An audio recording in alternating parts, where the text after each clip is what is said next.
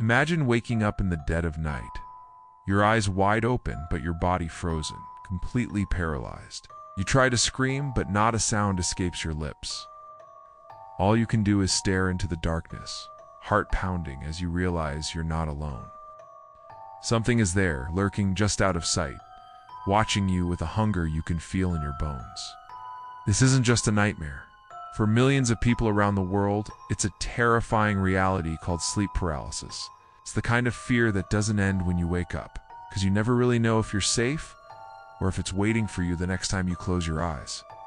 Tonight I'm sharing 3 true stories from the USA, the UK, and Canada that will make you question what's real and what's waiting for you in the dark. You'll never feel safe falling asleep again.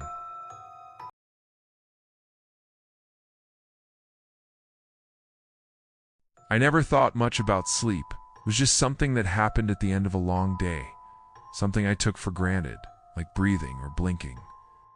But that changed during my sophomore year of college, in a town so small you could walk from one end to the other in less than an hour. I'd moved into a creaky old house with 2 other students. It's a kind of place where the floors groaned and the windows rattled when the wind picked up. It was cheap, and that was all that mattered. The night it happened, I'd stayed up late cramming for a midterm. My roommates were out, and the house felt emptier than usual. I remember the silence pressing in, broken only by the hum of my laptop and the occasional car passing outside. By the time I finally crawled into bed, my eyes burned and my head throbbed. I barely remember closing my eyes. I woke up to darkness. Not the soft, familiar kind, but a heavy, suffocating blackness that felt almost physical. My mind was awake, but my body wouldn't move. I tried to lift my arms, to turn my head, to even wiggle my toes. Nothing. Panic bloomed in my chest, sharp and cold. I tried to scream, but my lips wouldn't part. The only sound was my own ragged breathing, echoing in my ears. That's when I felt it. A crushing weight on my chest, like someone was sitting on me, pressing the air from my lungs. My heart hammered so hard, I thought it might burst. I stared at the ceiling, willing myself to move, to do anything, but I was trapped, completely helpless. Then I saw it. At first, I thought it was just a trick of the shadows, a shape in the corner of my eye. But as my vision adjusted, I realized there was something at the foot of my bed. A figure, darker than the darkness itself, standing perfectly still. It had no face, no features, just a tall, impossibly thin silhouette that seemed to absorb the light around it. I wanted to believe I was dreaming, but everything felt too real. The cold sweat on my skin, the ache in my chest, the metallic taste of fear in my mouth. The figure didn't move, but I could feel its eyes on me, burning holes through the darkness. I tried to look away, but my gaze was locked, as if some invisible force was holding me in place. Then, slowly, it began to move. It glided forward, silent and smooth, until it was standing right at the edge of my bed. I could see the outline of its head, the way it seemed to tilt, studying me. My breath came in short, shallow gasps. I wanted to close my eyes, to block it out, but I couldn't. I was completely at its mercy. It leaned closer, and I heard something, whispers, low and guttural, like a language I'd never heard before. The words crawled into my ears, cold and oily, making my skin crawl. I couldn't understand what it was saying, but I knew, deep down, that it wasn't anything good. The whispers grew louder, filling my head, drowning out everything else. Just when I thought I couldn't take it anymore, I snapped awake. I shot up in bed, gasping for air, my heart racing so fast it hurt. The room was empty. The shadows were just shadows again. But the feeling didn't leave. Even as I sat there clutching my sheets, I could still feel those eyes on me watching from the darkness. I told myself it was just a nightmare, just stress and lack of sleep. But every night since, I've slept with the lights on, waiting for the shadow to return. And sometimes, when the house is quiet and the night is at its darkest, I swear I can still hear those whispers just beyond the edge of sleep. There's a special kind of terror in being trapped inside your own body, powerless to escape the nightmare unfolding around you. But what if you weren't alone in your room? What if you found yourself in a centuries-old house in the English countryside, where every creak and shadow carries the weight of history and nightmares have a way of coming back? You won't want to miss what happens next.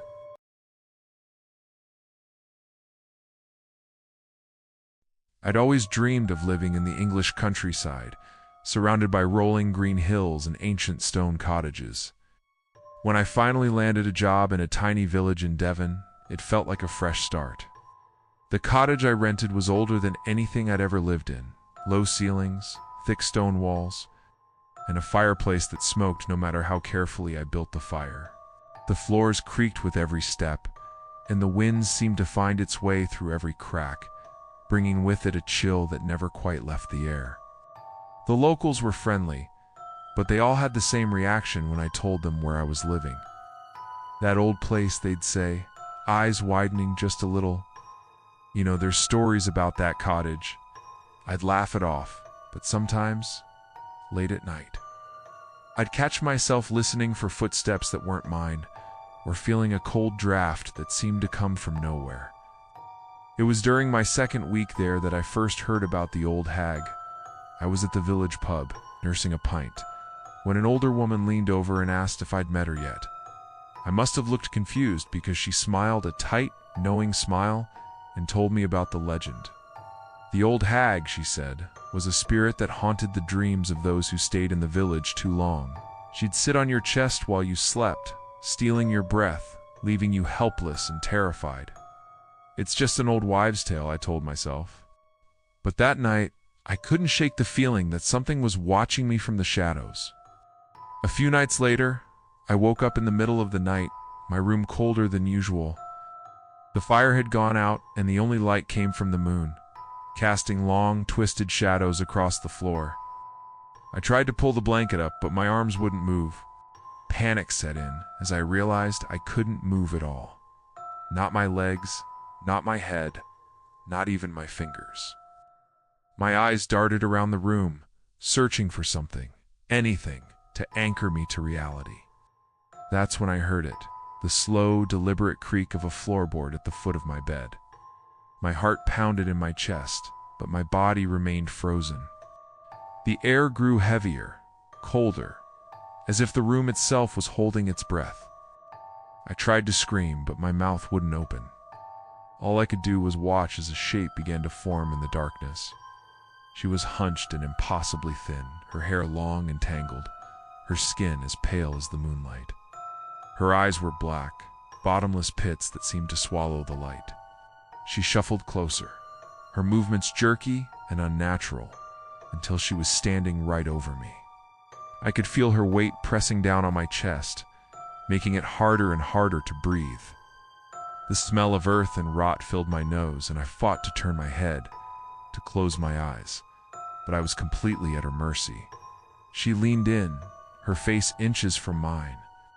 I could see every wrinkle, every crack in her skin, the way her lips curled into a cruel smile. Her breath was icy, and when she spoke, her voice was little more than a rasp. "You don't belong here," she whispered, her words echoing in my skull. "This is my house." The pressure on my chest grew unbearable, and black spots danced at the edges of my vision. Just when I thought I would suffocate, I jolted awake, gasping for air. The room was empty, the fire still out, but the cold lingered. I sat up, shaking, and that's when I noticed the bruises dark. Finger-shaped marks on my arms and chest, as if someone had gripped me tightly in my sleep. I never saw the old hag again, but every night, as I lay in that ancient cottage, I wondered if she was waiting for me to let my guard down just once more. It's strange how old legends can seep into your dreams, turning a simple night's sleep into something you'll never forget. Sleep paralysis doesn't care where you're from or what you believe. It finds you, no matter the story. But if you thought the old hag was terrifying, Wait until you hear what happened to a man alone in a remote Canadian cabin miles from help and warmth. I always thought I was the kind of person who could handle being alone. I'd grown up in the city, but I craved the quiet, the kind of silence you can only find when you're miles from anyone else. So when my uncle offered me his old hunting cabin for a week in the dead of winter, I jumped at the chance. I pictured myself reading by the fire, maybe writing, maybe just letting my mind wander. I didn't realize how quickly the wilderness can turn from peaceful to suffocating. The cabin was a squat, weather-beaten thing, half buried in snow and surrounded by endless pine trees. The nearest neighbor was a good 20 miles away. The only way in or out was a narrow, winding road that disappeared under the drifts as soon as the snow started falling. The first few days were exactly what I'd hoped for. Quiet, slow. It's the kind of solitude that makes you feel like you're the last person on earth. But then the storm hit. It started with a low moan in the trees, the wind picking up, until it sounded like the whole forest was screaming. Snow battered the windows, piling up so high I couldn't see outside. The temperature dropped, and even with the fire roaring, the cold crept in through the walls, biting at my fingers and toes. My phone lost signal, and the world shrank to the size of that tiny, flickering room. That night I lay in bed listening to the wind howl, the cabin creaking and groaning as if it might collapse. I pulled the blankets tighter, but the cold was relentless, seeping into my bones. I must have drifted off because the next thing I remember is waking up in the pitch black, my breath hanging in the air like smoke. At first I thought I was just cold, but then I tried to move and nothing happened. My arms, my legs, even my head frozen. Panic surged through me, but my body wouldn't respond. I could feel my heart pounding, my chest rising and falling in shallow, desperate breaths. The room felt impossibly small, the darkness pressing in on all sides. Then I heard it, a scraping sound, soft at first, like something dragging itself across the wooden floor. My eyes darted to the foot of the bed, and that's when I saw it. A figure, gaunt and twisted, crawling toward me on hands and knees. Its skin was blue-white, stretched tight over sharp bones, and its hair hung in frozen clumps. Frost clung to its eyebrows and lips, and its eyes were wide and glassy, reflecting the faint glow of the dying fire. It moved slowly, deliberately, its breath coming in ragged, icy gasps.